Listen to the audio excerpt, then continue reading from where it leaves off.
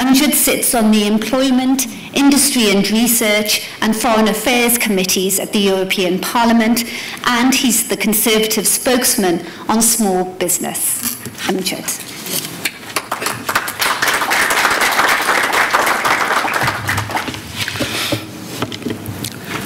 Honourable Ministers of State, Your Excellency, High Commissioner for Pakistan, Azmat Ranja, ladies and gentlemen, welcome. Welcome indeed to Stamford Bridge, the home of Chelsea Football Club, and welcome to our conference. To introduce myself, my name is Amjad Bashir, and I have the honour of being Conservative MEP for Yorkshire and the Humber. I am hosting this event with the kind support of ACRE, the Alliance of Conservatives and Reformists in Europe, which brings together political parties from across the continent who share a vision of free trade, the market economy, the rule of law, and the sovereignty of nation states. I don't know about many of you, but this is my first time at Stamford Bridge. And seeing what a spectacular and impressive venue it is, I can only say I wish I had been here before. To be truthful, I wish I had been here just over 2 years ago. To be precise, on the 4th of January 2015. Instead, I had to watch on TV as Bradford City beat Chelsea 4-2 in the FA Cup. Great times for my hometown, but normal service was resumed in the next round when we lost 2-0 to Sunderland. We have a splendid venue, and we gather here under the banner Pakistan as a digital powerhouse. Ladies and gentlemen, this gathering is a first. We will be exploring the very rich potential which exists for trade partnerships between this country, the United Kingdom, and Pakistan. Specifically, we shall be examining the scope for mutually beneficial links in the field of new technology, digital commerce, and information technology services. A hugely exciting sector in both countries, and one which is brimful of opportunity.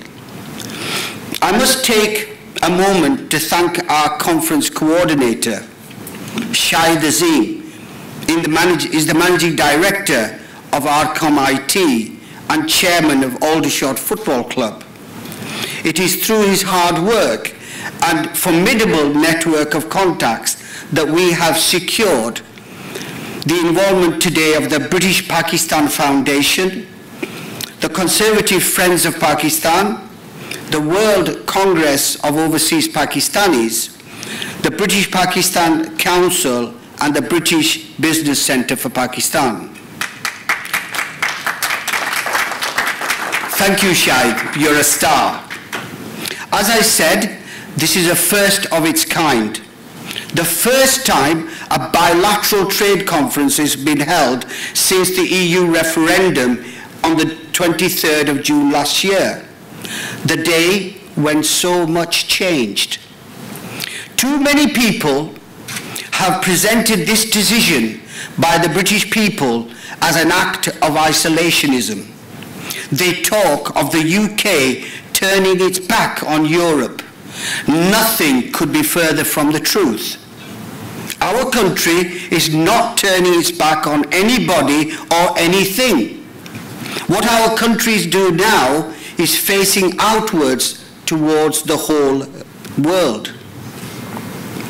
Instead of focusing all its attention, all its effort, all its energy on one small corner of the globe, instead of excluding those parts of the world that were historically our closest trading partners, which were traditionally our most trusted friends and allies.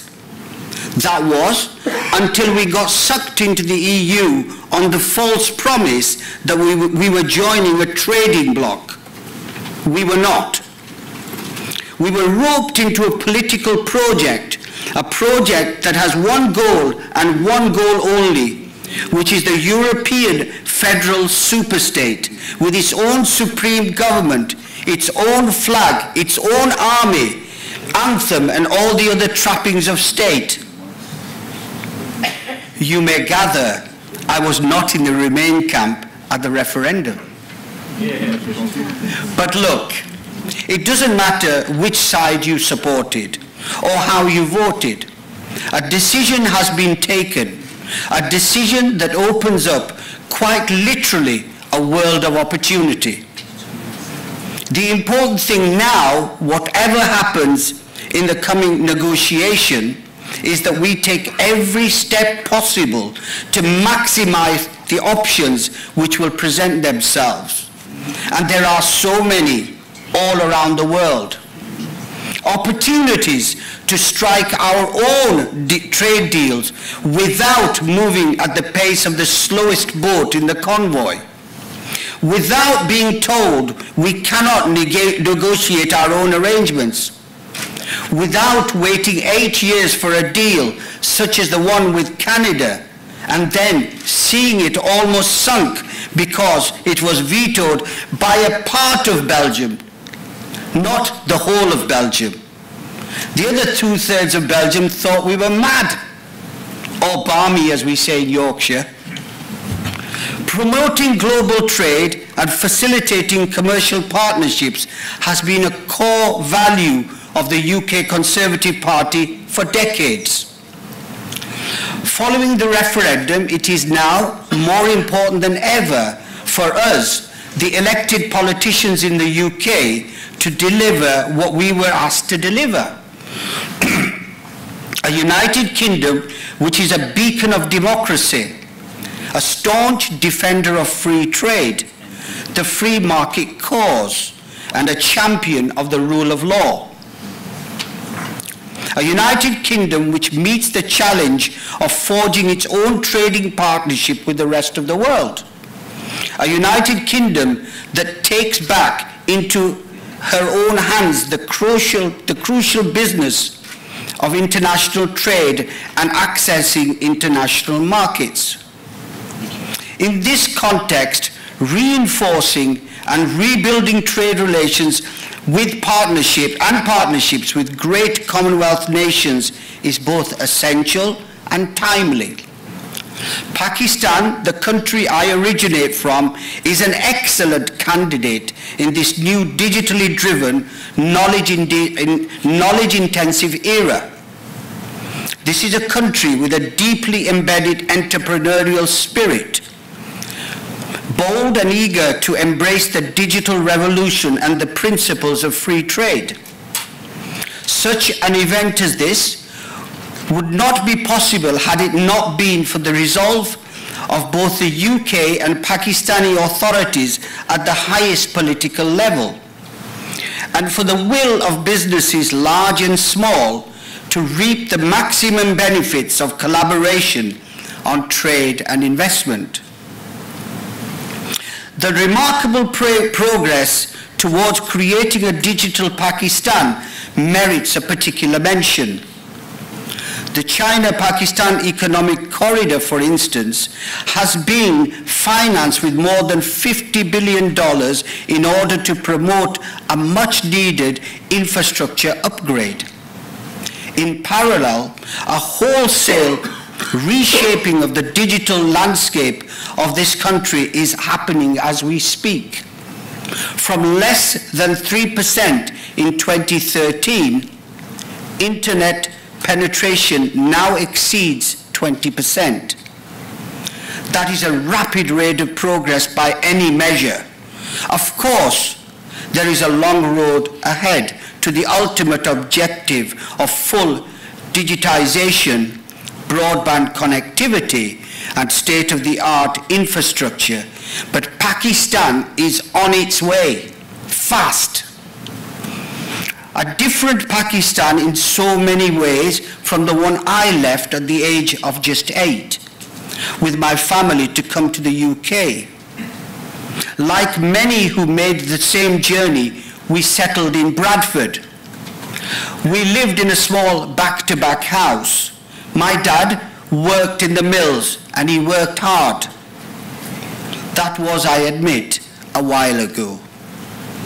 In this brave new world, where digital technology can do so much, I remember well the days when computers, either here or in Pakistan, were far from being part of our daily lives. Let's put it this way.